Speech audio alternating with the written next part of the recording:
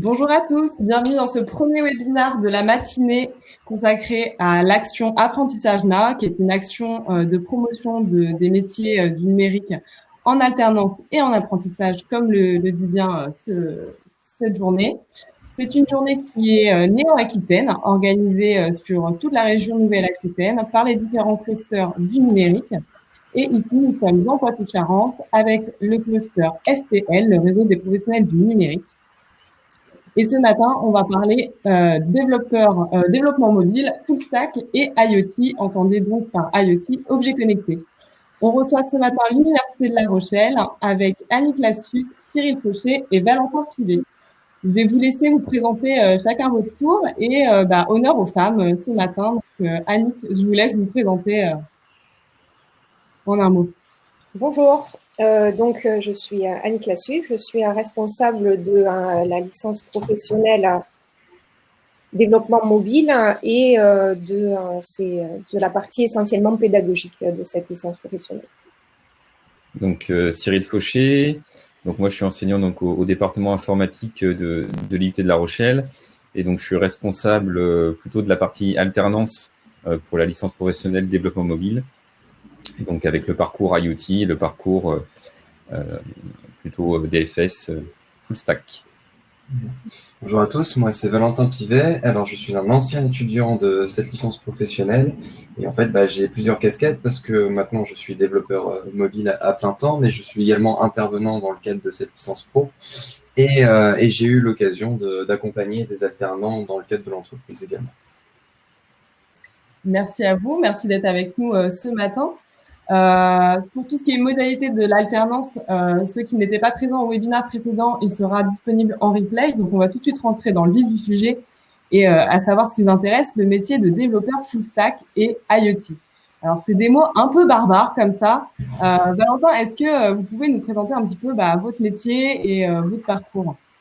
Alors, donc mon parcours, j'ai fait d'abord un DUT suivi d'une licence pro et donc tout ça m'a amené au métier effectivement de développeur full stack. Donc je dois avoir la capacité d'analyser un projet, de l'analyser tant sur l'aspect purement technique mais aussi UX et UI dans son ensemble en fait, pour ensuite mettre en place les meilleures méthodes possibles pour lancer le développement de l'application. Donc pour ça, en fait, je peux avoir deux casquettes à ce niveau-là. Je peux être soit développeur web, donc dans tout ce qui est progressive web app, ça c'est un peu un nouveau terme depuis quelques années, ou alors développeur purement natif, c'est-à-dire au plus proche des technologies web, mobiles, pardon. Et donc voilà, le but c'est de mettre en place toute cette analyse-là, de procéder du coup au développement des applications et par la suite de les tester et comme ça de pouvoir les mettre en production. Donc, c'est un peu toutes ces compétences-là que peut offrir justement cette formation. Et c'est un peu tout ça, mon métier. Et si c'est pas indiscret, où avez-vous fait votre stage, votre alternance et où vous travaillez aujourd'hui Alors, aujourd'hui, maintenant, je suis basé à Limoges, donc je travaille pour la société Audi&B. Donc là, je suis vraiment très, très orienté dans le web.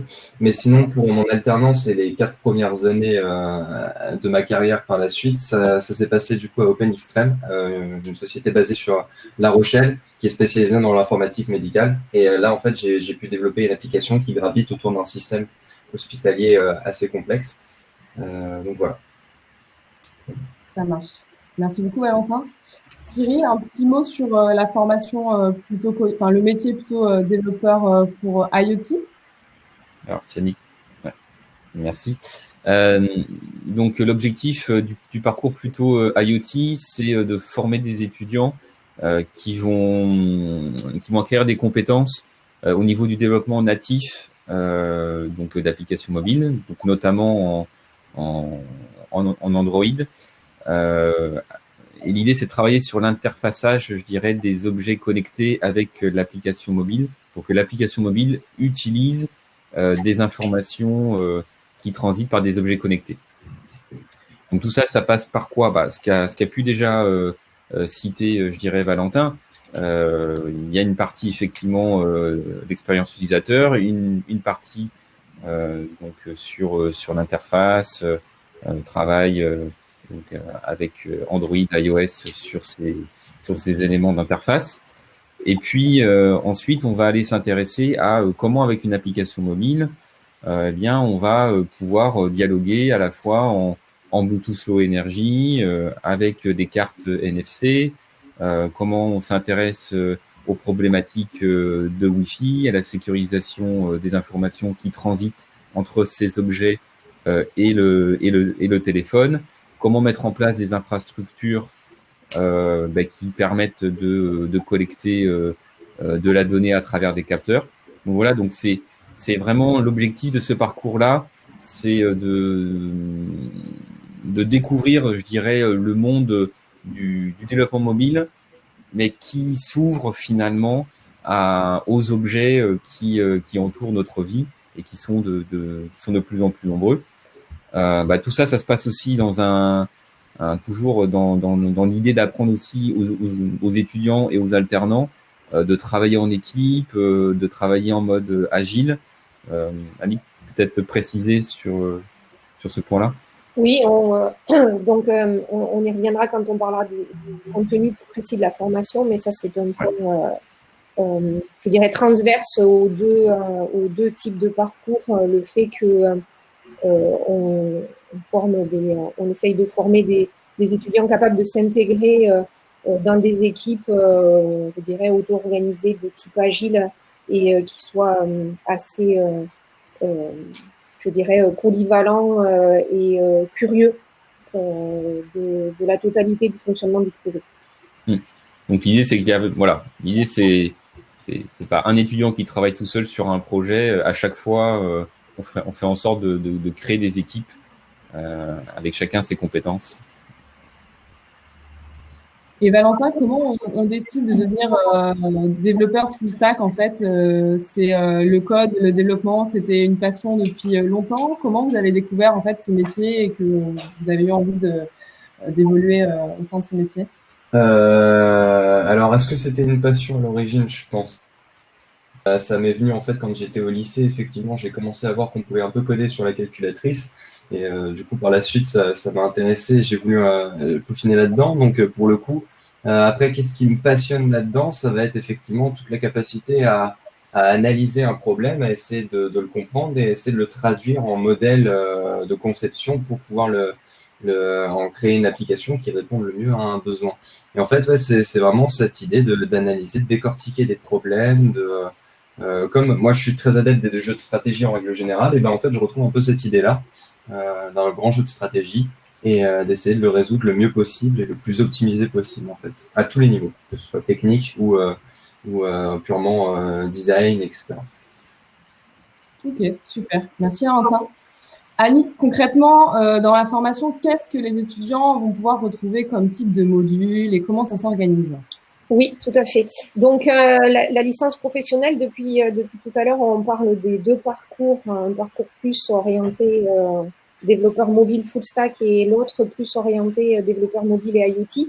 Mais en fait, on est dans le cadre d'une licence professionnelle. Nous, on a donné un nom chapeau un peu plus important qui s'appelle DevMob. On est sur une licence professionnelle qui est dans le domaine du développement et pour lequel nous, on a décliné ces deux parcours. Mais du coup, dans notre organisation, alors déjà peut-être rappeler pour tout le monde qu'une licence professionnelle, c'est une formation professionnalisante de niveau Bac+3. C'est sur une année. Nous, notre formation, elle est mixte. C'est-à-dire qu'on reçoit aussi bien des étudiants qu'on appelle en formation classique, qui ont un stage à la fin, que des alternants. On est à peu près, je dirais maintenant, on a dépassé le seuil, c'est moitié-moitié avec un peu plus d'alternants à l'heure actuelle que d'étudiants en formation classique. Voilà. On s'approche des 2/3, 1/3 à l'heure actuelle. Mais du coup, on a monté cette formation de licence professionnelle avec une partie en tronc commun qui est valable pour les deux parcours, dans lequel on va retrouver le socle transverse qu'on a évoqué précédemment, notamment autour de tout ce qui est méthodologie de gestion de projet et complètement orienté en mode agile. Tout ce qui est, là encore, on l'a entendu dans ce qu'a évoqué Valentin et dans ce qu'a évoqué Cyril, l'importance de la réponse aux besoins utilisateurs et de la réflexion sur ces produits mobiles en lien avec l'expérience utilisateur. Et on a mis dans le tronc commun, mais on aurait pu mettre, puisque vous allez voir que dans les parcours, on a les deux niveaux, les deux grandes parties, je dirais, du développement mobile. Soit on fait du natif, soit on utilise les technologies du web au service du développement mobile. Et donc, c'est ce que nous, on a appelé le développement mobile hybride, qui va être sur un socle web. Donc, du coup, on a cette partie-là, tronc commun, où on regroupe les deux parcours. Et ensuite, on a des spécificités de parcours pour aller vers les deux métiers, polyvalence full stack d'un côté et mobile orienté IoT de l'autre. Donc, pour le parcours développeur mobile full stack, les éléments rajoutés sont vraiment autour de la maîtrise des techno web sur toutes les stacks, justement, avec une partie mobile hybride sur lequel nous, on est sur de l'Angular Ionic comme socle technique. Et qui va de plus en plus dans le web avec ce qu'a évoqué tout à l'heure Valentin, les PWA. La partie full stack qui va aller vers la partie back-end avec maîtriser des frameworks de développement de back-office et de mise à disposition d'API pour fournir les data à nos applis mobiles. Et une partie, je dirais, encore orientée web sur du développement JavaScript avancé avec pour finir de mettre en place toutes ces couches full stack, la suite opérationnelle, je dirais, de l'agilité qui va vers la maîtrise DevOps des couches de développement et de lien avec la mise en production et en opération. Je passe la parole pour la partie sur la présentation un peu plus précise du contenu de la formation sur la partie mobile et IoT à Cyril pour. Oui, j'en ai déjà dit quelques mots tout à l'heure, mais effectivement, l'idée pour la partie IoT, c'est vraiment de donner des renforcements et d'aller plus loin en fait par rapport à ce qui peut être vu sur le tronc commun. Donc en fait, on va utiliser des librairies ou des frameworks complémentaires en fait à ce qui a été vu dans le tronc commun pour pouvoir s'adapter aux objets connectés que l'on veut manipuler. Donc que ce soit des cartes NFC, que ce soit des dispositifs qui peuvent être, auxquels on peut se connecter, notamment Bluetooth Low Energy. Donc que ça soit des systèmes de micro-localisation dans un lieu tel que en intérieur, je dirais.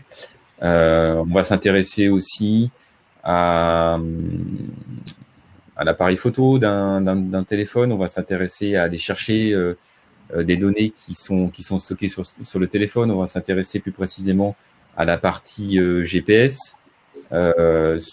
Voilà, des choses qui ne sont pas totalement développées dans le tronc commun. Eh bien, on va s'y intéresser plus précisément, à la fois, je dirais, avec les outils hybrides et puis également sur le natif, notamment en Android. Et puis ensuite, on a des cours plus spécifiques, effectivement, sur la sécurité. Donc sécurité donc dans les données qui transitent, que ça soit sur le réseau en GSM ou en Wi-Fi.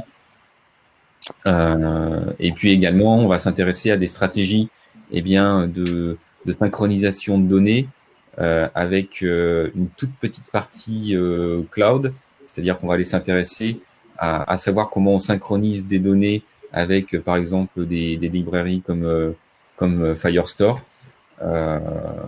puisque cette partie connexion-déconnexion finalement d'une application mobile, elle est de plus en plus importante pour que l'utilisateur en fait soit, que ça soit transparent au niveau de l'utilisateur lorsque il n'y a pas de connexion, qu'il puisse quand même utiliser son application.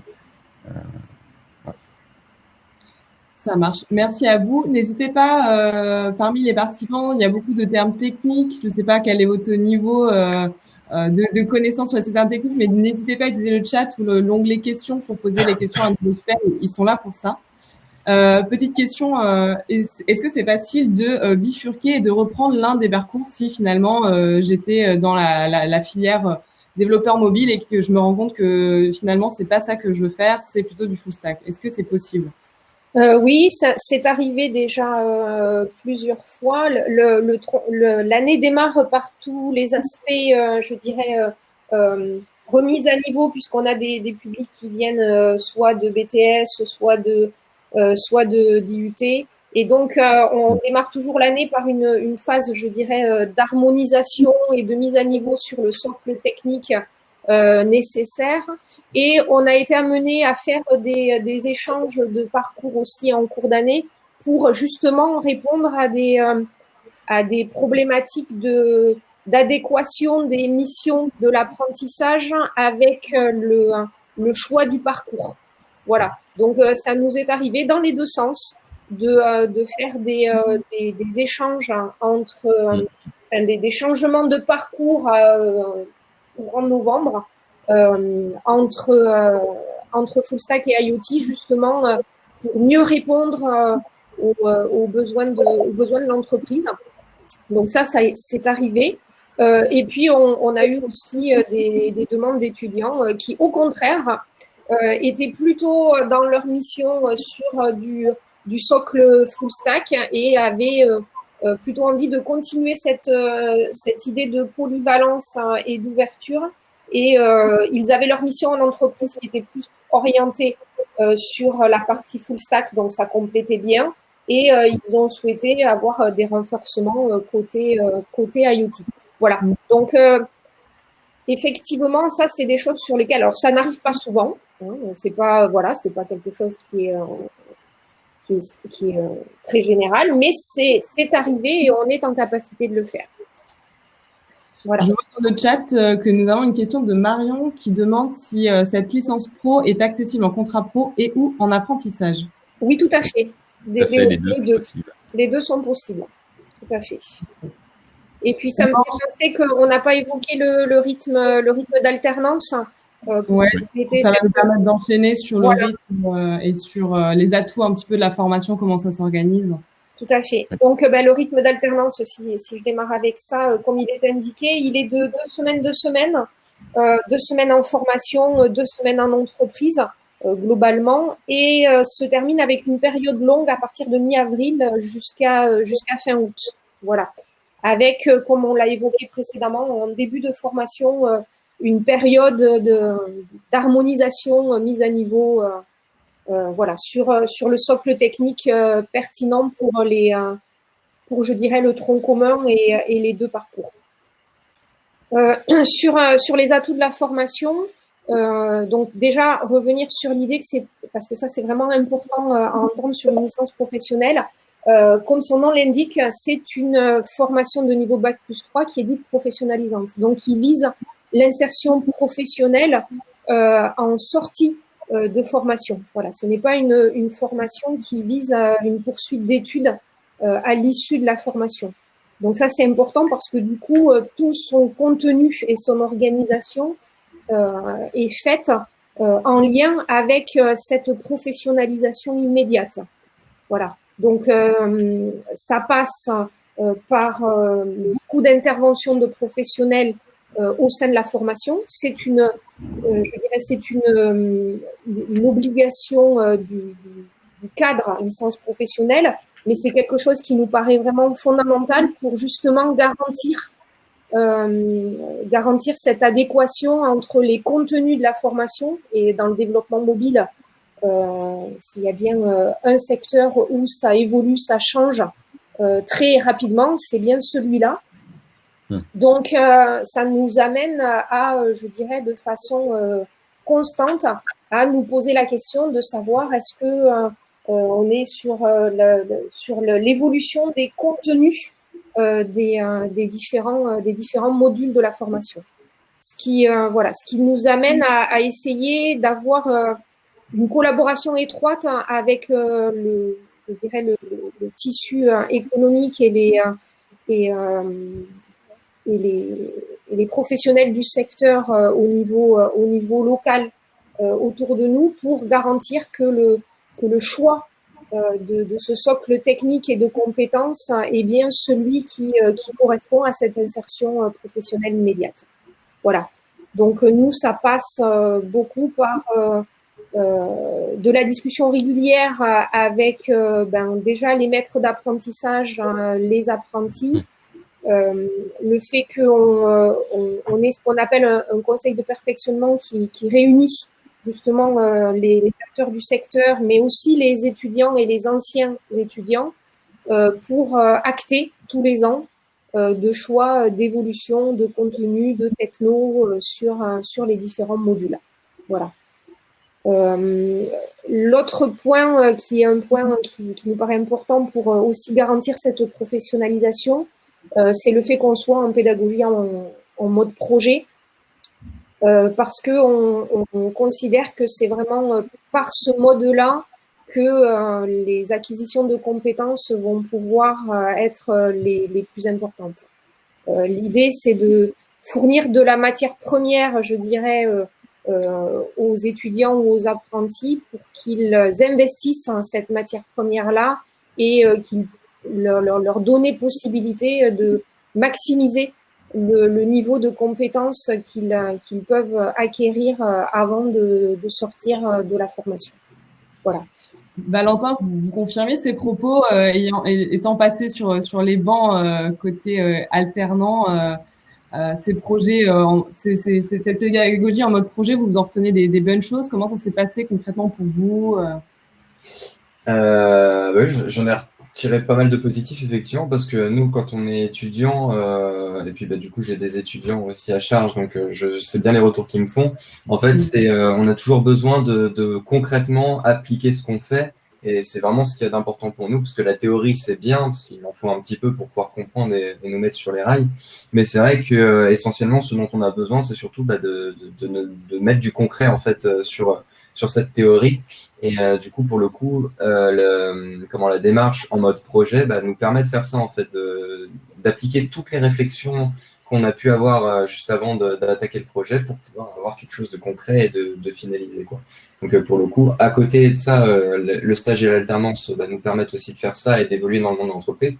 Mais c'est bien que vis-à-vis de nos études et de nos cours, effectivement, on puisse mettre tout ça en pratique. Et du coup, c'est bien pour ça. Finalement. Super. Rapidement, les entreprises un petit peu qui recrutent, dans lesquelles vos étudiants sont placés.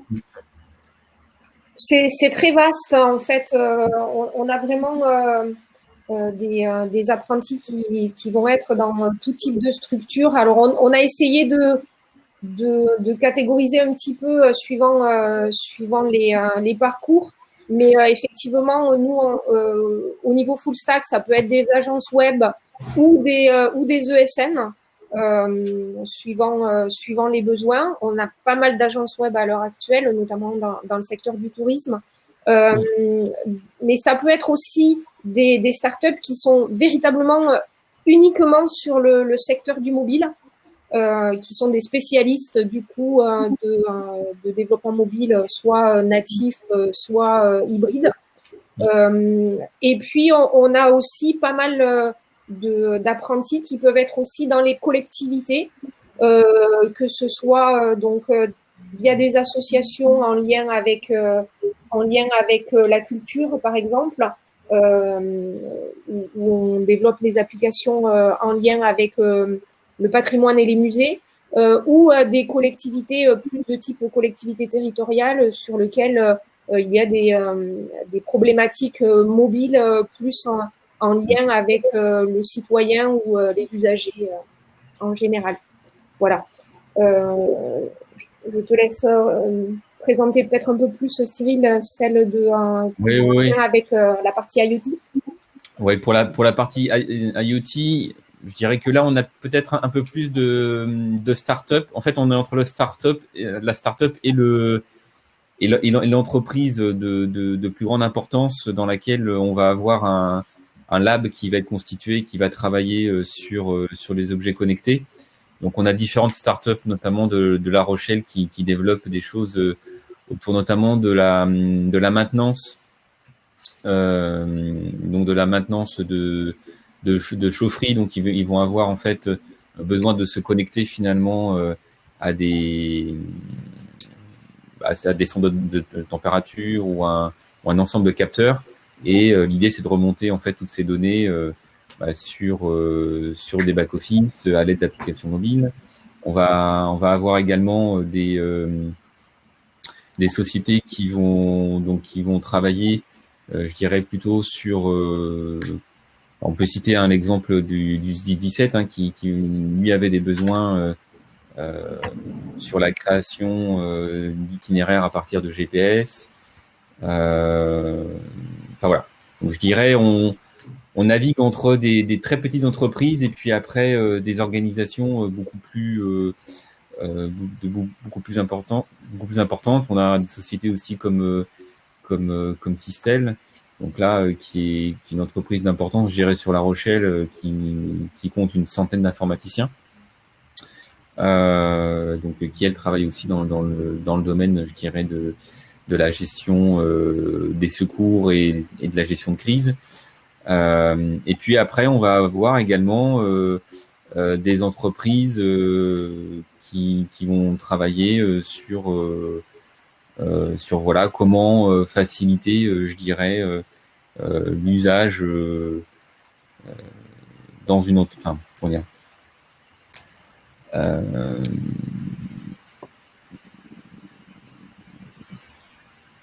Oui, pas bon. En tout cas, beaucoup d'entreprises recrutent dans des secteurs différents. C'est des métiers hyper transverses. Donc, de toute façon, dans le numérique, généralement, la demande est bien supérieure à l'offre. Il y a plus d'offres. Ouais, tout à fait. Donc à l'heure actuelle, compte tenu des circonstances actuelles, on va croiser les doigts pour que ça reste et que ça perdure, mais c'est vrai que le taux d'insertion à 6 mois est depuis plusieurs années supérieur à 90%. Voilà. Et je pense, j'ose espérer que malgré la situation actuelle sur ces éléments-là, la demande continue à perdurer et l'activité. En tout cas, c'est les échos qu'on a pu avoir d'un certain nombre d'entreprises avec lesquelles on travaille, sur lesquelles, pour l'instant, l'activité reste tout à fait positive. De façon très rapide, parce qu'on va devoir rejoindre le prochain webinaire. Il y a une formation notamment qui ouvre à Niort.